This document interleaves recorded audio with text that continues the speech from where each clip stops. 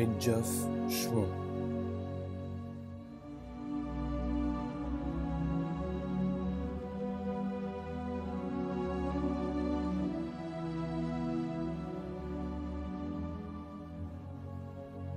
Fatalité et progrès.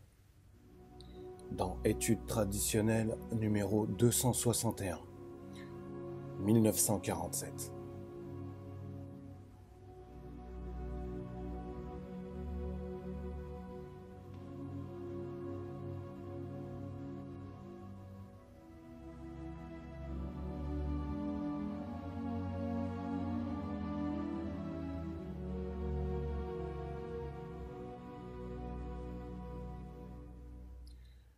Fatalité et progrès, ces deux mots suggèrent à eux seuls toute la divergence qui sépare deux conceptions incompatibles de civilisation. L'une normale et l'autre déviée, c'est-à-dire l'une fondée sur la science métaphysique des possibilités et l'autre sur l'oubli de cette science. Ce qui constitue en effet l'essence même des civilisations d'origine antique, et nous parlons des civilisations en tant que telles, c'est-à-dire envisagées sous le seul angle de leur existence humaine, sociale, historique. C'est qu'elles sont ordonnées de façon à réaliser l'équilibre le plus parfait et partant un maximum de stabilité. Profondément réalistes, elles se conforment aux possibilités de leur plan d'existence, en sacrifiant forcément l'exception à la loi générale et le secondaire à l'essentiel. La civilisation occidentale moderne, par contre, ne tient aucun compte de ce qui est possible et de ce qui ne l'est pas, et remplace les principes inéluctables par de simples aspirations. Peu importe d'ailleurs qu'elle se réclame d'un idéalisme ou d'un réalisme, puisque le premier sera toujours au-dessus des possibilités humaines collectives et le second au-dessous des possibilités humaines tout court. En un mot, ces aspirations vont à l'encontre du réel, et il ne saurait en être autrement, du moment qu'elles ne répondent somme toute qu'à des désirs tout individuels. Ce rejet des principes normaux est la conséquence inévitable du rejet de la tradition, qui seule est à même de donner à un groupe humain le cadre conforme à ses possibilités. Ce cadre, garant indispensable d'équilibre et de stabilité, une fois brisé, toute son aspiration individuelle et individualiste, quelque chimérique soit-elle, peut se donner libre cours et statuer idéalement sur la possibilité humaine, terrestre, cosmique. Il n'est certes pas difficile de constater dans les vieilles civilisations les défauts, abus ou excroissances. Note de bas de page. Il va sans dire que nous entendons par défaut ou abus des choses répréhensibles en elles-mêmes, et ce qui revient au même, répréhensibles au point de vue de la civilisation où elles se produisent, et non pas des choses qui n'apparaissent comme des abus qu'à des hommes étrangers à cette civilisation. C'est à dessein que nous disons ici civilisation et non tradition, car on ne saurait en toute rigueur attribuer des défauts à une tradition comme telle. Dans un sens voisin, les taoïstes disent que l'erreur seule se transmet, non la vérité. Retour au texte, qui s'y trouve fatalement, Dieu seul étant bon, comme dit l'Évangile. Il est plus difficile de dire comment ces vicissitudes auraient pu être évitées en fait, c'est-à-dire réellement, non idéalement. Le reproche que l'on peut faire aux modernistes n'est pas de constater les affaiblissements et durcissements qui se produisent au sein des civilisations traditionnelles, car on ne saurait reprocher à quelqu'un de voir une chose qui existe, mais de conclure à l'infériorité globale des dites civilisations. Or, pour avoir le droit de juger ainsi, le monde moderne devrait lui-même posséder les valeurs spirituelles, donc fondamentales, de toute civilisation normale, ce qui précisément n'est pas le cas, ou en d'autres termes, il devrait démontrer comment il est possible, à l'esprit humain, de porter toute son attention sur les domaines les plus divergents, ou encore comment une civilisation peut concilier pratiquement les progrès modernes, fruit de tant d'efforts intenses conditionnés par une surestimation des choses terrestres, avec un esprit contemplatif, c'est-à-dire tourné vers les réalités transcendantes et par conséquent indifférent à l'égard des choses de ce monde. car toute la question se réduit en somme à l'alternative suivante. Ou bien le monde moderne possède les valeurs spirituelles des civilisations normales, et dans ce cas il peut citer en exemple ces progrès qui, lorsqu'on les isole artificiellement de leur ambiance de compossible, sont incontestables. Ou bien le monde moderne ne possède pas les dites valeurs, mais alors il est dépourvu de ce qui seul donne un sens à la vie et la rend digne d'être vécue. Dans ce dernier cas, même ces progrès réels se réduisent à néant, puisqu'il n'y a aucune commune mesure entre les fins dernières de l'homme, d'une part, et son bien-être terrestre et animal d'autre part.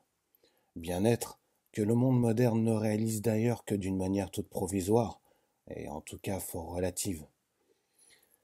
Aux yeux d'un homme conscient de tout cet abîme, les progrès scientifiques, par exemple, ne pourraient avoir de valeur qu'à condition d'être le fruit d'une civilisation inspirée des réalités spirituelles et tournée vers celles-ci, et aussi qu'à condition de ne pas se trouver neutralisée, donc, en somme, annulée, soit par quelque autre progrès à rebours du bien-être celui-ci, soit par une calamité issue du fait qu'on n'avait pas, en construisant un monde nouveau, ou plutôt en détruisant un ancien, nullement tenu compte du possible. Si donc les progrès, même ceux qui sont les plus réels, lorsqu'on les considère isolément, vont nécessairement de pair avec, premièrement, l'oubli et le mépris des valeurs de l'esprit, deuxièmement, des progrès négatifs qui neutralisent les positifs, et troisièmement, des calamités qui sont les réactions cosmiques inévitables à des entreprises en définitive impossibles.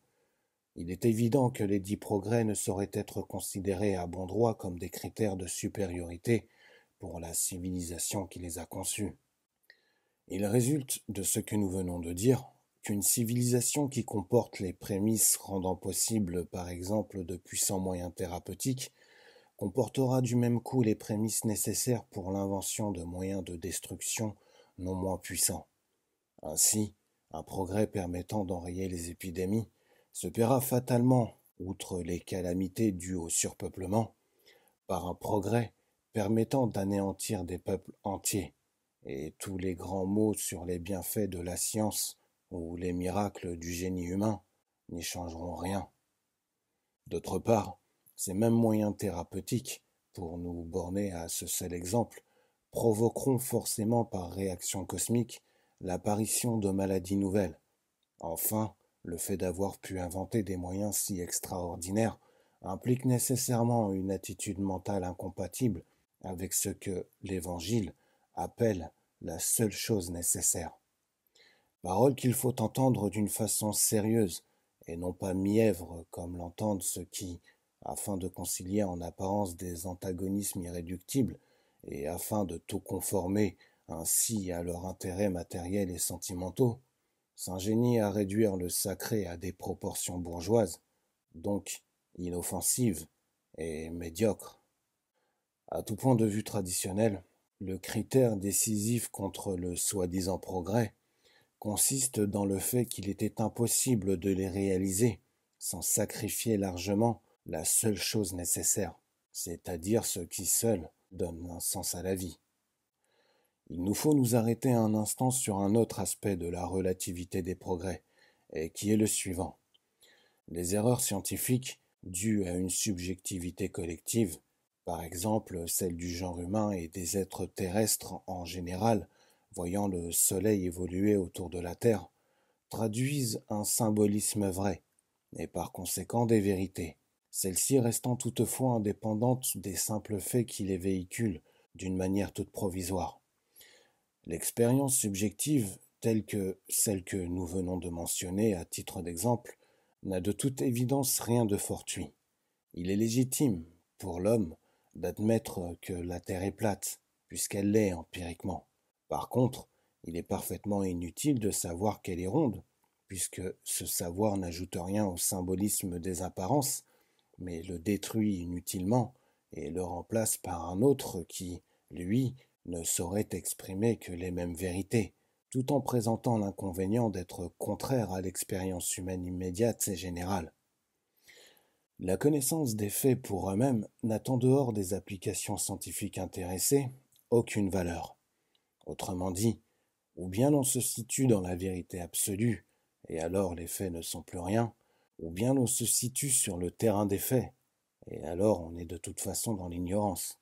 À part cela, il faut dire encore que la destruction du symbolisme naturel et immédiat des faits, tels que la forme plane de la Terre ou le mouvement circulaire du Soleil, entraîne de graves inconvénients pour la civilisation où elle se produit, comme le montre à satiété l'exemple de la civilisation occidentale.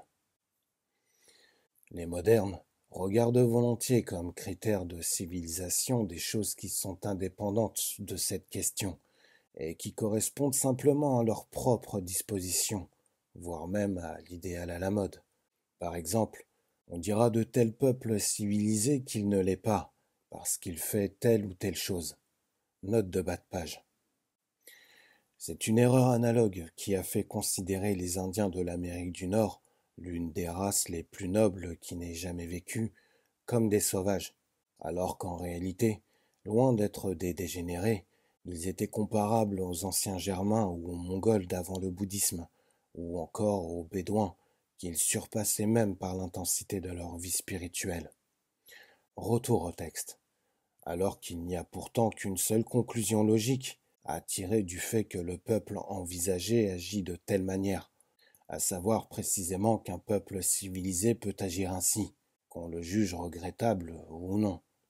La civilisation est la présence de certains facteurs positifs. Aucun fait négatif ne saurait changer quoi que ce soit. Les abus que l'on rencontre dans toutes les vieilles civilisations sont inévitables parce que le mal, étant impliqué dans l'existence même, est inhérent à toute chose. Note de bas de page. C'est le sens de la parole évangélique. Que m'appelles-tu bon? Dieu seul est bon. Et aussi celui de la formule fondamentale de l'islam. Il n'y a pas de divinité, si ce n'est la seule divinité. On pourrait dire la même chose pour ce qui est du monde moderne lui-même, mais en l'appliquant à un tout autre niveau, de même que à un niveau qui sera aux antipodes de celui que nous venons d'envisager. La même vérité vaudra encore pour l'âge d'or ou même pour le paradis. Des vicissitudes comparables à celles dont souffrent ad intra les mondes traditionnels de l'Orient existaient évidemment aussi dans l'Europe médiévale. Loin d'avoir été réellement annihilées par révolution hippoderne, elles ont été remplacées par d'autres, souvent moins apparentes, parce que se situant insidieusement sur le plan de l'esprit, mais d'autant plus néfastes pour l'homme en tant qu'être immortel.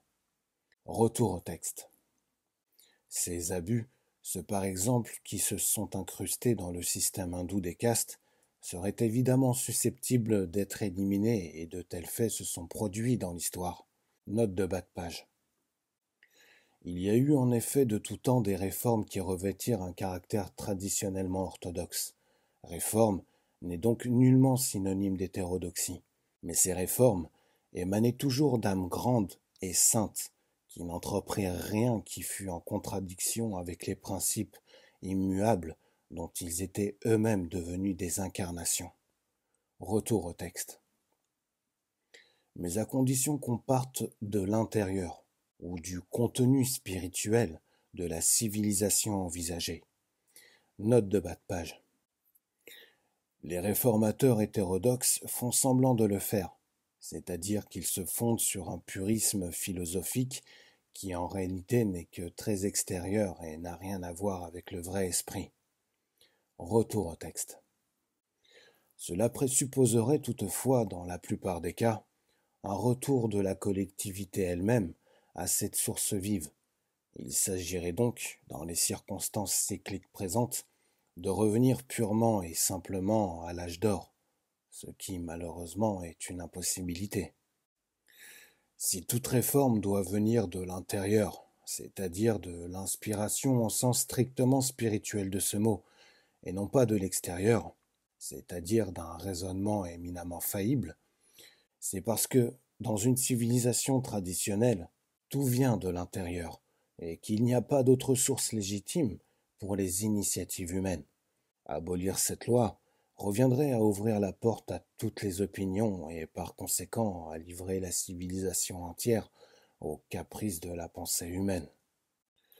Certains s'étonneront sans doute de l'indifférence que les grands spirituels ont souvent témoigné pour les vicissitudes humaines du monde où ils vivaient.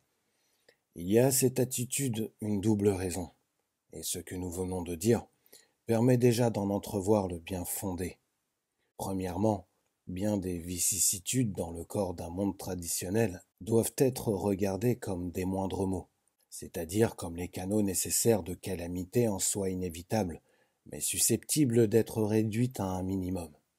C'est là un point de vue que les modernes n'ont jamais compris, puisqu'ils ne savent même pas qu'il y a dans le cosmos des choses qui ne sauraient être évitées à aucun prix, et dont la suppression apparente et artificielle n'entraîne que des réactions cosmiques d'autant plus massives. Deuxièmement, enfin, l'indifférence des spirituels à l'égard de ces contingences s'explique par une attitude que nous avons déjà mentionnée plus haut, et qui consiste à vouloir saisir le mal par sa racine, c'est-à-dire à guérir le monde, non pas en dissipant les énergies dans des efforts fragmentaires et somme toute illusoires, mais en retournant directement à la source même de tout bien, qui est l'esprit pur, infini, seul, parfait. Il n'y a donc, en définitive, que deux possibilités. Civilisation intégrale, spirituelle, impliquant abus et superstition, et civilisation fragmentaire, matérialiste, progressiste, impliquant certains avantages terrestres, mais excluant ce qui constitue la raison suffisante et la fin dernière de toute civilisation. L'histoire est là pour prouver qu'il n'y a pas d'autre choix. Le reste est rhétorique et chimère.